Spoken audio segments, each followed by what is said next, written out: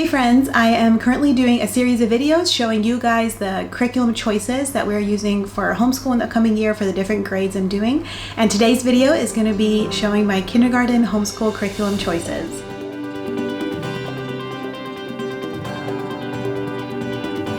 Hey guys, welcome back to my channel. I'm Stacey and I'm excited to show you guys the choices that I picked for my son for his upcoming homeschool kindergarten year. Be sure to also check out my other videos. I recently did videos showing you the curriculum we used this past year and how it went, what worked and what didn't work. And I'm currently working on videoing, showing the curriculum picks for this upcoming school year. So I will have a kindergartner, a upcoming second grader, and upcoming 6th grade twin boys. Just as a little introduction to my son, before I show you his curriculum, he is 5. He's very, very active little boy. For example, when he's doing his school, he is often moving, like bouncing in his seat, or he is doing flips upside down, trying to read his books. He likes to move around a lot. So he'll do some of his books on the floor, some on the couch, some at the table, some at the desk, and everything in between. So just know that when you see this curriculum, I'm doing it with a very active child. So we tend to do his picks, like his homeschool curriculum, do a little bit, let him go play, maybe do a little bit later on in the afternoon, and then again right before bed is when we do like his Sonlight. And so it's spread throughout the day, so he's not doing it all at one chunk, and we just do it in short little segments and with lots of movement involved. And then also when I'm doing homeschool with his older brothers, he is usually in here. We have like a school area and he is playing, but he's hearing, he's absorbing a lot, and so he learns a lot that way too. This age, when a child is going into kindergarten, is such a fun age to homeschool. It's one of my favorites so far. I think every age is my favorite though as we get there. But one thing about kindergarten is they go from like just maybe knowing letter sounds and then being able to start blending and then being able to read words, and you can really see the progression. It's really fulfilling as the teacher, but it's also really fun to see the child blossom and like, wow, I can read that. And it's really fun and exciting, especially for him because he's the youngest and he sees his older brothers reading and he wants to read and play games with them and stuff. And he's always asking them like, what's this say or what's that say? And yeah, so that has been really fun. His older brothers also sit around and read books. We have times where they're supposed to read, and then for him, he can't read on his own, and so that has been frustrating for him. He's like, what am I supposed to do? And he wants to read because they're reading. So I'm excited for him to be able to get progress in his reading. He can already read a little bit. I'll show you here when we get to his language arts, but he's just at the very beginning stages. So we have lots of fun ahead of us. I know some moms say that, I know some homeschool parents say teaching their child to read is really, really monotonous and hard, and it can be, especially if you're teaching a child with learning disabilities. It can be really, really difficult and frustrating and tears. I get that. I've been there. But also with a child who is just learning right where they're supposed to be, I think all the practice and stuff like that is really important, and it's so, in a way, it's so rewarding and fun because you can see the progress they're making really clearly and easily. And when they learn to read, it's something that's going to affect them for the rest of their life. And so you're not just teaching them a skill that they're only going to use every now and then. This is something they will use probably every day for the rest of their life. And so that part also is really fulfilling and rewarding. So since we are talking about learning to read, I'm going to go ahead and start with his language arts. And we are working on the Good and Beautiful level K. We are currently about lesson 28, so we'll just keep working on that. I print this and bind it myself, and I only have the first not even half in here, so then I will print the rest of this, and when we finish this, I'll print the rest of it and keep working on it. We have the Reading Booster A cards here, and these go through different phonics, and there's stickers and like mazes and different stuff like that. There's reading triangles in here, and in this here it says if the child can get ahead in this, they can, than what they are in the lesson in here. But if not, the lesson in here will prompt you when to read this, and if you get behind in this book, it says to hit pause on this one until you catch up in this one. So you really follow the lead of your child and at their rate of learning to read. To go along with his language arts, this here are readers, and this is my first African reader, my first nature reader, and these go along with the phonograms that they're learning in the course, and it works directly together, and so this is for extra practicing.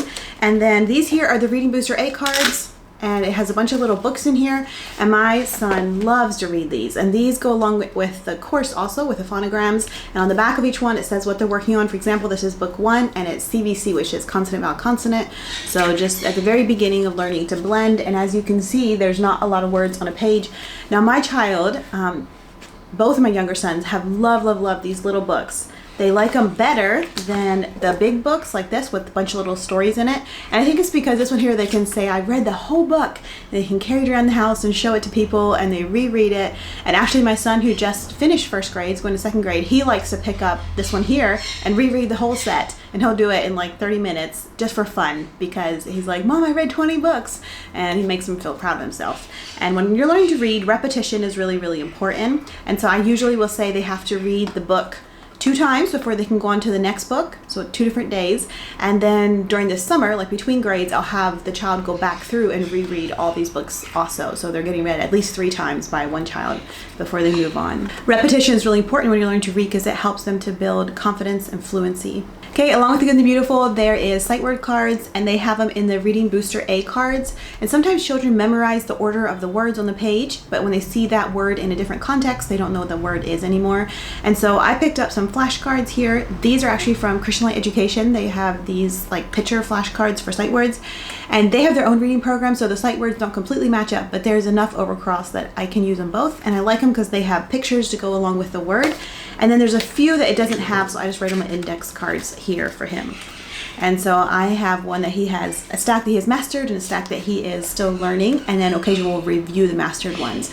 And with flashcards, and like I said, this boy's really active, so what I like to do is I put him out on the floor and he has to jump on them, or I put him up the stairs, he has to jump and say them as he goes up the stairs, or I hide him and he has to find it and then read it to me, or we turn the lights off and use a flashlight and shine it on. So all different ways to make all different ways to make cards fun, flashcards fun, and not boring and repetitive. And timers, another thing can be really motivating, is today, let's see how fast you can do your flashcards, and then tomorrow, let's see if we can beat that. And also keep track of errors, and that can be really motivating. It depends on your child and what gets them motivated. This here is another thing from the Good and the Beautiful. It's sight word parking lot, so you use little like Hot Wheel Matchbox cars. So there is cards up here where you put the stack like upside down, and they pick up the top card, read it, and then they have to drive their little Matchbox card to the correct word. Or you can get little like tape, like the white tape, I forget what it's called, like you would use for like watercolor painting and stuff, and write the word on that and tape it on the top of the car, and then they could drive it and match the word. There's multiple ways you could use this. And so it's just more fun, interactive way to work with words. All right, to go along with phonics, this is Explode the Code. This is something I try to do independently. Now for a kindergartner, I don't know, he may not be able to, but we'll see. But it's more phonetic work. And he is so excited to start the Explode the Code series. He sees his big brothers doing it, and he has been asking probably for the past 6 months. And it is something that I couldn't find for a while. It was up in our storage room and buried in the wrong bin. And so I couldn't find it, and I finally found it. So he's really excited to start this. And it's, like I said, I try to have it be independent work, and it's taking words apart and putting them back together again. And so he may need some help with this at the beginning, but hopefully eventually it'll be independent. And then if he gets book 1 done, I do have book 2 that we can move into, but if he doesn't get it done, it's fine. We'll save this one for next year. Okay, another part of language arts is writing, and language arts encompasses a lot of different things. We usually use the Good and the Beautiful handwriting, but I had this one here on hand, and so I thought I would let him try it out. It's Handwriting Without Tears is the name brand, and this here is Letters and Numbers for Me. So with this program, you can get a teacher's guide and like a little blackboard and little like pieces of wood where you like build the letters, and then you try to write with chalk inside the blackboard following their instructions. I don't have all that part. I do think it's really neat, but we just have the writing workbook. So it starts out showing you like how to build it with the pieces of wood and stay inside the box. Showing you again how to build the letters staying inside the box. So I do have a little blackboard, or I have a whiteboard. We may try doing some of the letters on there. And then it moves on to doing it on the paper. And one thing I like is it just has 2 lines. You just try to keep your letter inside the 2 lines. So wider apart for uppercase, and then the lines are closer together for lowercase.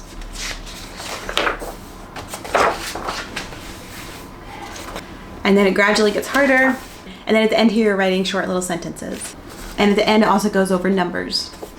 All right, next of all, we are going to go into math. For math, we are using the Good and the Beautiful Level K. This here is a little manipulatives box that comes with it, and it has little cars in here. Now, I think they've updated their kindergarten manipulatives box, and I think they might just be like paper on a stand now, which I really like that these are actually cars.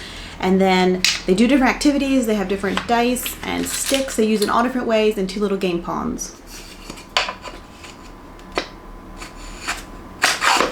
And then in the course book, they have different sheets like this where you drive the cars on and they say to go to different numbers, or you have to add different numbers and drive the car to the answer. And then also with the sticks, they have different things and blocks, different things like this that your child is supposed to try to copy and build. So we have already started this past year. We're about lesson 60 in here, and it's fairly easy for the child, my son, so we're moving through it pretty fast, but I am going to keep going through and finish this. There's a couple things in here that he needs a little bit of work on yet, but most of it is easy for him. There is some clockwork in here that he needs a little bit of work on, and there's some money, and he just needs a little more practice with both of those before he can move on. And then I think they introduced like months in here, which he does not know his months of the year yet. I don't think they're expected to master that in here, but it is introduced. So we're going to keep working on this. So whenever we get this done, we'll move on to Math 1 from the Good and Beautiful. Now this is their old math, and I have, got a part 1 and a part 2. It's really hefty, but I had this in storage and didn't end up using it because they had switched, Good and Beautiful switched to their Simply Good and Beautiful, and so I had switched to that for my twins and printed that, and then just kept this one here in storage. And so since I have it, I think I'm gonna go ahead and use it with this child. I was debating between using Good and Beautiful or Math with Confidence for this child because he does really like games, and I decided I'm gonna go ahead and try this one here out because I have it. And if for some reason the lessons are just taking too long, we'll either skip parts of it, because that was one of the complaints with this here, is the lessons took a long time because it has a lot of games. And but we'll go ahead and try it because I have it, and I think this child will really like it because of the games, and it's colorful, so it's a win-win for both of us because I like books that are colorful. So this is a little bit of the inside of it. And it comes with my planner. This is a calendar, and so they learn all about calendar work in here. It has a sheet of stickers going over AM and PM. And then they go through and put stickers on, like for when their birthday is and different holidays. They work with different dates on the calendar. And then this is the manipulative box. This was for math levels 1 and 2 of their old math. Whoa, got stuff falling out. So in here is all the different cards and pieces that you need. I had put some of the different cards in different baggies here. It comes with 3D shapes, base 10, bricks, more cards. It has a bunch of these tanagram pieces. So yeah, I think this child will really enjoy this. For science, I'm going to do Little Hearts and Hands from the Good and Beautiful, and this here is Sparks and Stars. This here is like the parent guide, and it tells you what to do when. In the back are these little like things you can pop out, and then they have an audio thing you listen to, and the child has to stand it on different things as you go through the story. Like here, as you go through the story, they stand a little like person or thing on the different stations and listen to the audio portion for that station. And I've done 2 of these levels in the past, Little Hearts and Hands, and I really like them. They are really well done, and they're really good for levels K through 2nd grade, or probably even 3rd grade would be okay. And then this here's the big book of stories. And these are also really fun. So in some of the other previous levels, like one day you would listen to an audio thing, and then the next day you'd read a story out of here, and it'll switch back and forth. I don't know if that's how this one is. Some of the levels vary a little bit. Sometimes they have a video mixed in that you would watch. So this here is spaced. There's roughly 30 lessons, and you can do like 1 a week if you want, or if you want to do it twice a week and get through a little faster, you can. So for now, we're just going to work on this one. If we get done with this one and decide we want to add another level, I may get the Little Hearts and Hands dinosaur one and print it myself. We'll see. I'm not sure yet. We'll see how we go through this one. This is something I did with my older boys. It's Beads History of Me, and you just go through and make a little timeline of the child, like when they were born, and then like their different birthdays, and maybe add some pictures. And then you also can go back through like their family tree a little bit, talking about grandma and grandpa, and mom and dad, grandma and grandpa, and maybe great grandma and grandpa. And if you have pictures, you get those. And so it's just like introducing the idea of history to the child, like a ball of yarn, and you can unroll it, and that's how your like a timeline is. And this here is by Verdius Press. And then it also goes through and talks about a couple different holidays and kind of the history of the holiday, just introduces them. Okay, so I kind of have 2 literature parts. So this one here is from Rachel from 7 and All, and I really like her different curriculum that she comes up with. She has a YouTube channel here on YouTube, and also has a homeschool curriculum company called Where'd You Learn That? Homeschool. And so this here is The Curious Kinder. This is the parent's guide, and I printed this myself here. But it's all black and white inside, so that makes it easy to print. And there is like a grid for each week that tells you what to do when. And it's primarily a literature based, program. So it's primarily a literature program, but it includes a Bible portion, a Bible memory portion, some different stories, nature, picture books, a read aloud, and then there's a loop schedule. So like a practical skill, poetry, feeling extra, motor skill, and love skill. And then she goes through and talks about the different things. There is also like a QR code for each week that you can scan with different links. Sometimes she'll have simple little drawing videos or a song or something like that to go along with whatever they're learning that week. So it's done really well, it's simple and it's doable, and I really like that. And then this here is the student book. I didn't show you guys that, but it has different activity pages in here. And there is also a timeline flashcards here. So for the different Bible stories you're learning, it goes through and has you memorize like a timeline with the child. So we started this last year and we are not even halfway through it yet. So we're going to keep working on this, and I do it primarily with my kindergartner. However, if my child who's going to second grade wants to do it with us, he can. He's welcome to. He likes to listen to the stories also. So the math and language arts will probably do more like in the morning. The Curious Kinder part we'll probably do in the afternoon, and then Sonlight we will do at bedtime. So I have a really old Sonlight K core here. I know Sonlight has redone their cores. There's like a core A. I don't even know what they all are, but this is a really old one. This is what I have, and so it's what we're going to use.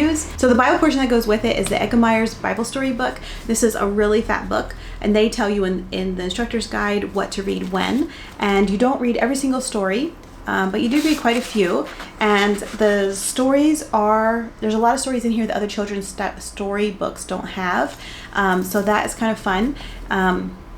Yeah, I did this with my twins when they were this age, and so I'm excited to do it with these two boys. And by the way, our Sonlight I will be doing with my kindergartner and my child going into second grade, so it'll be both of them. I'm not going to show you all the books, but I'm just going to show you a few. This here is the Mother Goose poetry book. This here is James Herriot Treasury for Children, and it has lots of different stories in it. I really like James Herriot. Sometimes the language in these are a little bit Old English or maybe a different type accent, the wording, but once you kind of get used to reading out loud, it can be a lot of fun. These are some of the history spines, Living Long Ago, and again, this is meant for a kindergartner, and so it's very basic. It's showing like different houses that people had lived in long ago, and things that a child this age would find interesting to look at. This here is kind of a timeline of history, but it shows how people lived like long ago, and also like the earth, different stuff like that. Yeah. And the best part, our favorite part of Sonlight, is of course all the books, all the stories. I love stories. My children love stories. We love to read. So here's a couple of the picture books. The Story of Ping, Richard Scary Please and Thank You, and A Treasury of Curious George. And this here has great, wonderful stories in bright colors. Okay, and then these here are like some early chapter books. This here is My Father's Dragon, which is actually also scheduled in the Curious Kinder. This is a really good read aloud for this age. This one here is The 100 Dresses. And these two here, my older boys really enjoy when I read them, Dolphin Treasure and Dolphin Adventure. They're just thin little books and don't take very long to read. And then this here is The House at Pooh Corner. And depending how they like this one, I actually have the next 4 or 5 in the series, and we may read those aloud too, we'll see. Okay, and then there's a few chapter books that are scheduled in the core. For example, the Boxcar Children, we have this one on Audible, and they have already listened to it. So there's a few here that they've already listened to. Ramona and Beezus is what's scheduled, but I have Ramona and Quimby AJ, but we do have Ramona and Beezus on Audible, and they have listened to that one already multiple times. They really like it. And then Ralph S. Mouse is another favorite that we have on Audible, and they listen to a lot also. So since we have already read a bunch of these, I may add in a few extra books just so these guys have something new to listen to. But this is Sammy the Very Shy Kitten. These here are 2 Magic Treehouse books, Dinosaurs Before Dark and Lions at Lunchtime. This here is Sarah Plain and Tall. And then we have 2 Secrets of the Hidden Scroll, and book 1 is The Beginning, and book 2 is Race to the Ark. This here is a graphic novel of Helen Keller, and I think one of the other books scheduled in the core is about Helen Keller, so I thought this would be fun to pair with it. And then this here is Cappy Boppy, and it's just a thin little book like that. This here is another book just I have on my own. It's not part of Sonlight, but this is how we do it. This I think was recommended by Timberdoodle, which is another homeschool curriculum company for kindergarten, and I had done it with my older boys and have it from them. So it goes through and picks different children from around the world and shows like what their house is like and what they eat for breakfast and what their family is like and where they go to school and what their house is like and what they do when they go home from school. And their bedtime routine and all of that, and just introducing children at this age to that not everyone's life is like theirs, and people around the world, their life all looks different. Okay, and then I have one little stack here yet, and this is kind of like fun stuff or lighter stuff that we don't normally do every day. It's more for Fridays. I like to do a lighter day, or sometimes we'll call it Fun Friday, and we'll skip their like heavier subjects like math and language arts, and I have like logic and some different games and stuff like that that we do on Fridays. And then since this child is so active, these are little like brain breaks. So you would take 2 of the blocks and throw them on the floor. This one here's like a time one to say like 20 seconds or 10 seconds or whatever, and then it'll say things like crawl like an ant, stomp like an elephant, fly like a ladybug, crawl like a crab. So these are fun little brain breaks for him. So this here is Geography Level K, and I don't know if I would necessarily pay money for this. It's just something I already have, so I'm going to use it. But a lot of the stuff in here is kind of common sense that your kindergartner is going to learn on their own. However, it can be fun to do with them. But it goes through and talks about like what a lake is and a pond and a river, and what a hill is and a mountain, and different geography things like that. Okay, next of all is dot to dot, and this is from 1 to 101. And these can be really fun for children, help them with counting. This here is a logic book. Someone had given it to us, brain games for kids for kindergarten, and so it just has different like questions on the one side and answers on the other side. This is scissor skills. So this is something just for the practice of learning how to cut with the scissors. How do you do it like that? So it starts out really basic, like straight lines, has stickers they can put on if they do a good job, and then gradually gets harder. So I don't think we'll do the whole book every page, but we'll pick several pages from here to do. Oh, okay, I see. So back here is where you're supposed to put the stickers as you complete the pages. This here is from the Critical Thinking Co. Can You Find Me? And you just read a little like poem, and they have to point to the correct picture. And my boys usually enjoy these. I have a couple different levels of them, and they're usually a lot of fun. All right, and next is some Kuman workbooks, and this is something I can actually pick up local to me here, but it just goes through, and it's kind of like logic. This is same and different. This here is actually logic. And then this one here is spatial reasoning, and it says pages like that. So with my 5-year-old son, sometimes he's really into workbooks and work pages, and then other times he's not. So this will be one of the things I can pull out when he is into workbooks and work pages, but this is not something that I'm going to force him to do on other days. And like I said, we'll probably just do these kind of book like on Fridays, and then do his math and language arts Monday through Thursday. And then also to go along with on Fridays, just to practice reading, I'll have him pick out a book that he wants to try reading, and we'll just do some practice reading that way, just to help encourage him to read and keep it fun for him. If a child can pick out the book they want to read, they're a lot more likely to like try hard to really actually try to read it. Usually for my older boys, I will make like a to-do list, and they go through and check mark all the things as they get them done throughout the day. It helps motivate them and stay on task. For my younger boys that aren't able to fully read on their own yet, I would sometimes do like a picture to-do list. So I may do that in the future, and if I get those, like a schedule done for a homeschool year and to-do lists and stuff like that, let me know if you would like me to make a video of that down in the comments below. Let me know, and I can try to get that done.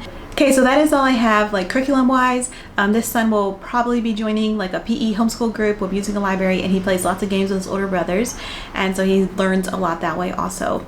So I hope you guys enjoyed this video. Hopefully it gives you ideas if you're a homeschool mom looking for ideas what to do with your kindergartner, and I hope you have a wonderful year homeschooling. Give me a thumbs up down below in the comments if you watched this video to let me know you enjoyed it, and we'll see you guys again next time. Thanks for watching. Bye.